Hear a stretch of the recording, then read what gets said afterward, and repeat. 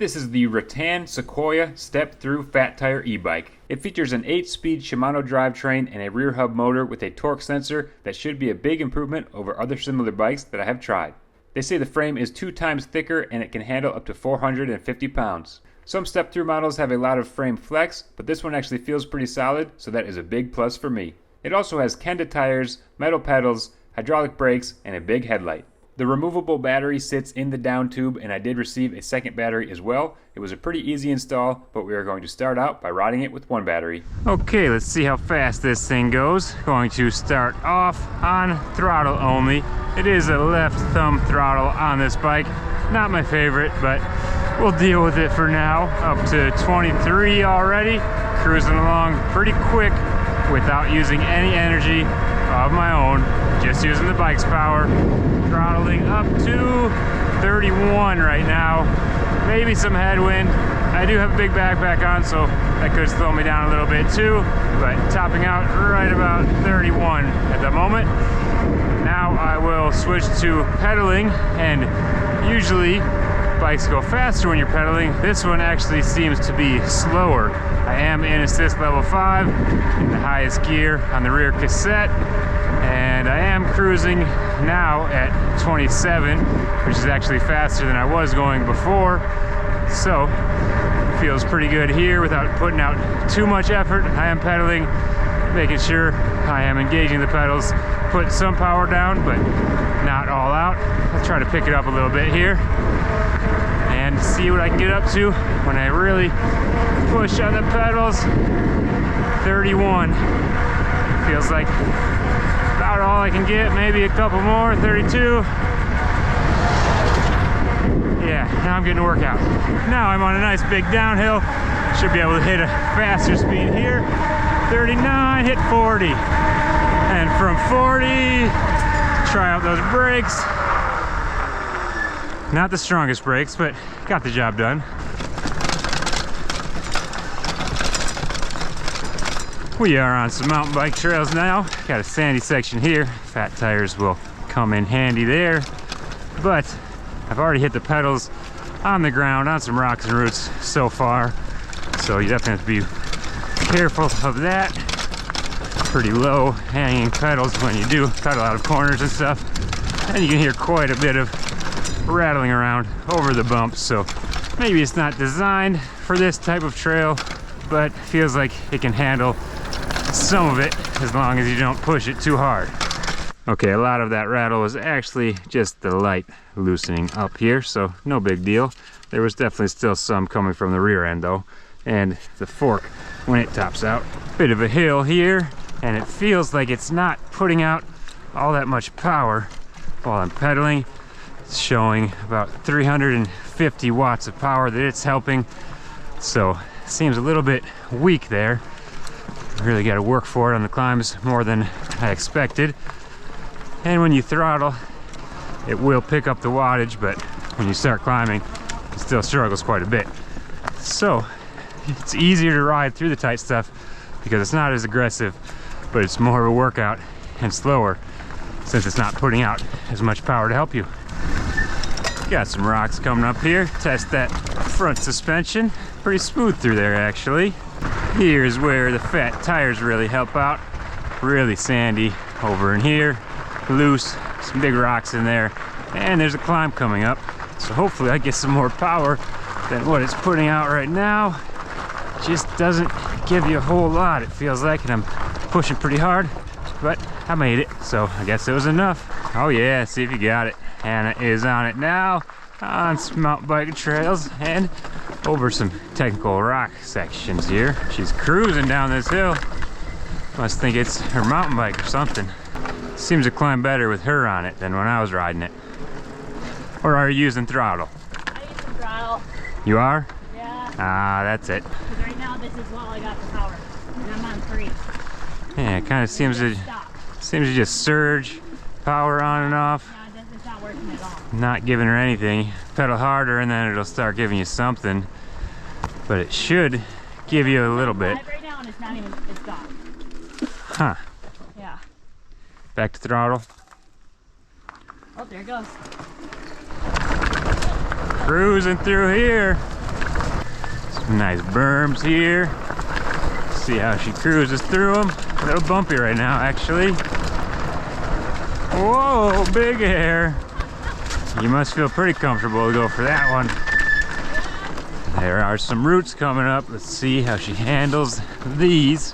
Try to keep it moving, keep that power down, and actually plowed right through them pretty nicely, it looked like. Actually, I'm pretty fun. She's liking it.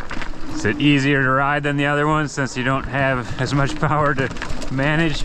Yeah. Yeah, usually the other bikes you run it on 2 or 3 maybe, but otherwise it gets going too fast. On this one we've been on 5 and it's almost not enough, so a little different.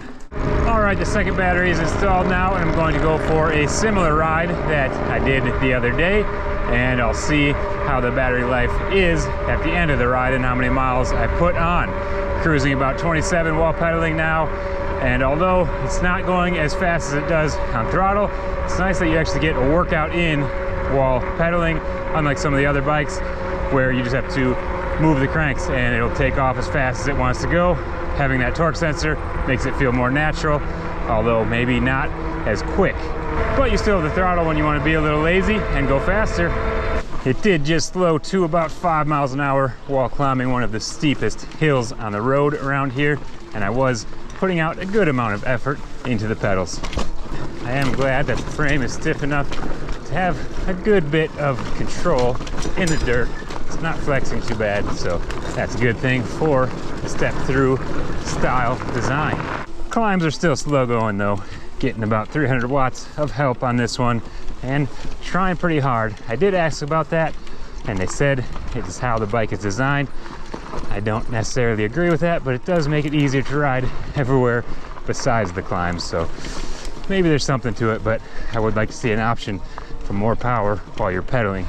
Lower gearing would probably help too. At least it doesn't seem to be cutting out completely now. I'm at least getting some help all the way up, where before it would actually go to 0 watts of help here and there. So something worked itself out, I hope, but let's see if it keeps going that way. Cool bridge. It's definitely a fun bike just to cruise around on if you're not worried about going as fast as you possibly can. You just want to enjoy the ride. Keeps you at a mellow speed, and you can definitely have fun in the woods on it. See if I can get over this rock. Oh yeah, big heavy hop there. So this is why I was wearing such a big backpack. I'm putting on an RC event out here and I wanted to do some testing. I also have a separate channel for RCs called PSF RC that you can check out in the link in the description below. But for now, let's fly up this hill, shall we? There we go, boosting out the top. You can get going pretty good using throttle only. Probably a little faster than most people need to go in stuff like this, but it makes it more exciting and pretty fun, even though the bike isn't quite designed for riding too aggressive. You can do some if you want to. This is a decent hill and I'm cruising up it pretty quick on throttle only. Bouncing through the rock garden here, no problem. Hannah hit this jump, so I guess I have to. Not too bad.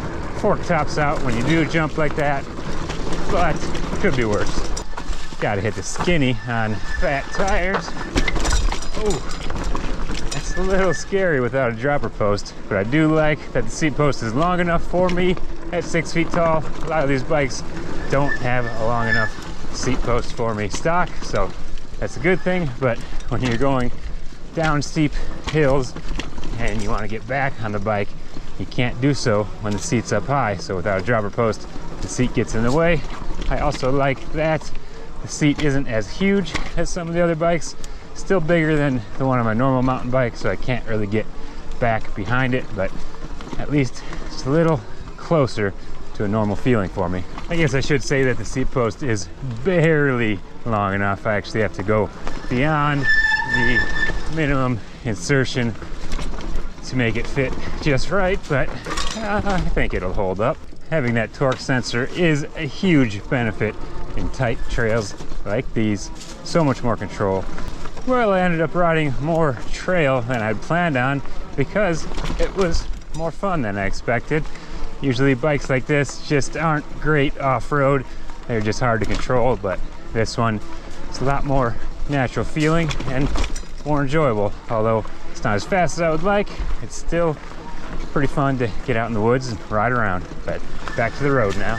Big hill coming up. Going to see if it can pull me up on throttle only. I know I can make it if I pedal. Slowing down quite a bit here. So I think it's actually gonna make it. So slow down to 14. Actually did better than I expected there, that's for sure.